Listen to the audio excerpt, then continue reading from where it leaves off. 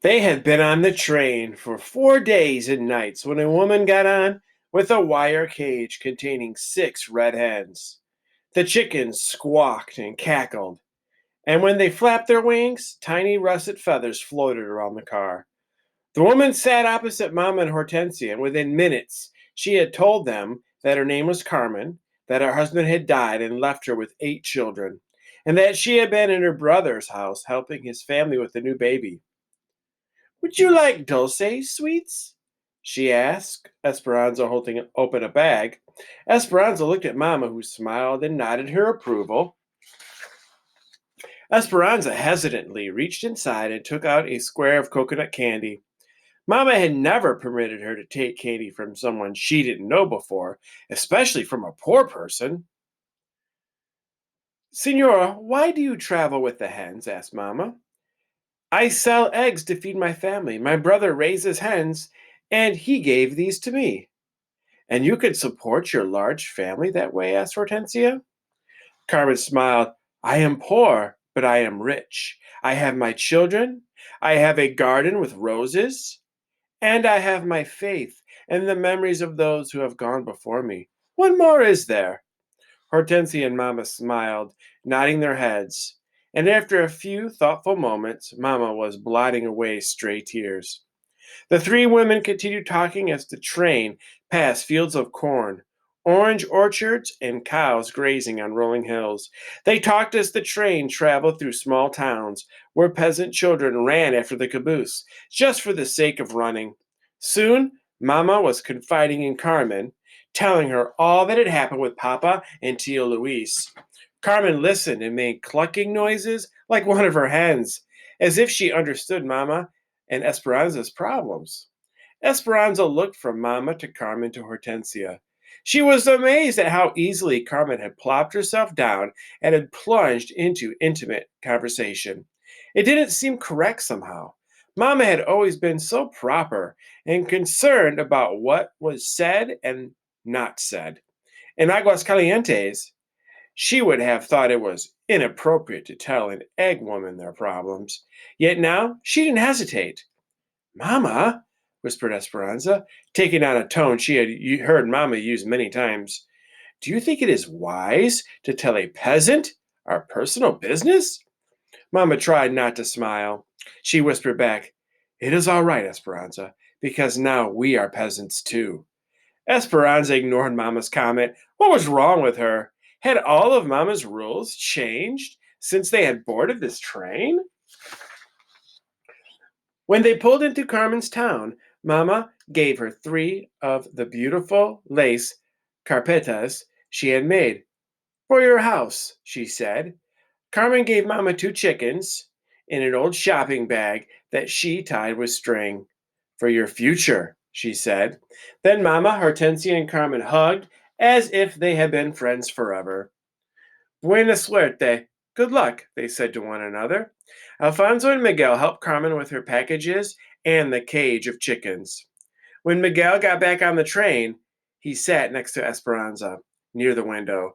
They watched Carmen greet her waiting children, several of the little ones scrambling into her arms. In front of the station, a crippled Indian woman crawled on her knees, her hand outstretched toward a group of ladies and gentlemen who were finely dressed in clothes like the ones that used to hang in Esperanza's and Mama's closets. The people turned their backs on the begging woman, but Carmen walked over and gave her a coin and some tortillas from her bag. The woman blessed her, making the sign of the cross. Then Carmen took her children's hands and walked away. "She has 8 children and sells eggs to survive? Yet, when she could barely afford it, she gave your mother 2 hens and helped the crippled woman," said Miguel. "The rich take care of the rich, and the poor take care of those who have less than they have." "But why does Carmen need to take care of the beggar at all?" said Esperanza. "Look, only a few yards away is the farmer's market with carts of fresh food." Miguel looked at Esperanza, wrinkled his forehead, and shook his head. "There is a Mexican saying, full bellies and Spanish blood go hand in hand." Esperanza looked at him and raised her eyebrows. Have you never noticed, he said, sounding surprised, those with Spanish blood, who have the fairest complexions in the land, are the wealthiest? Esperanza suddenly felt guilty and did not want to admit that she had never noticed or that it might be true. Besides, they were going to the United States now, and it certainly would not be true there. Esperanza shrugged. It is just something that old wives say. No, said Miguel. It is something the poor say. They finally reached the border at Mexicali in the morning. Finally, the train stopped moving and everyone disembarked. The land was dry and the panorama was barren, except for date palms, cactus, and an occasional squirrel or roadrunner. The conductor herded everyone into a building where they stood in long lines waiting to pass through immigration. Esperanza noticed that the people in the first cars were escorted to the shortest lines and passed through quickly. Inside, the air was stagnant and thick with the smell of body odor. Esperanza and Mama, their faces shiny with grime and perspiration, looked tired and wilted, and they slumped with the slight weight of their valises. The closer Esperanza got to the front, the more nervous she became. She looked at her papers and hoped they were in order. What if the officials found something wrong?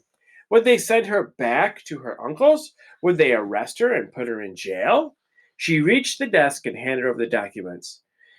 The immigration official seemed angry for no reason. Where are you coming from? She looked at Mama, who was behind her. We are from Aguas Calientes, said Mama, stepping forward. And what is your purpose for entering the United States? Esperanza was afraid to speak. What if she said the wrong thing? To work, said Mama, holding him her documents as well. What work? Demanded the man. Mama's demeanor changed. She stood up straight and tall and deliberately blotted her face with a handkerchief. She looked directly into the official's eyes and spoke calmly, as if she were giving simple directions to a servant. I am sure you could see that everything is in order. The name of the employer is written there. People are expecting us. The man studied Mama. He looked at their faces, then the pages, then their faces again. Standing tall and proud, Mama never took her eyes from his face. Why was it taking so long? Finally, he grabbed the stamp and pounded each page with the words Mexican National.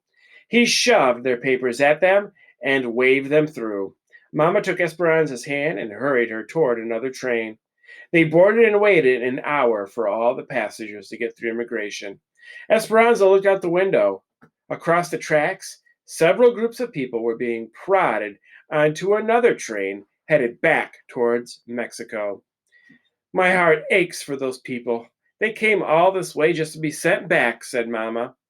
But why? Said Esperanza. Many reasons. They had no papers, false ones, no proof of work, or there might have been a problem with just one member of the family, so they all chose to go back instead of being separated. Esperanza thought about being separated from Mama and gratefully took her hand and squeezed it. Almost everyone had boarded except Alfonso, Hortensia, and Miguel. Esperanza kept looking for them, and she became more anxious with each passing minute. Mama, where are they? Mama said nothing, but Esperanza could see worry in her eyes, too. Finally, Hortensia got on. The train's engines began to chug. Her voice tense. Esperanza said, What happened to Alfonso and Miguel? Hortensia pointed out the window. They had to find some water. Alfonso was running toward the train with Miguel close behind, waving the secret package and grinning. The train slowly started moving as they hopped on. Esperanza wanted to be angry at them for making her anxious. She wanted to yell at them for waiting until the very last minute just so they could find water for their package. That was probably nonsense anyway. But looking from one to the other, she sat back, limp with relief, happy to have them all together surrounding her, and surprised that she could be so glad to be back on the train.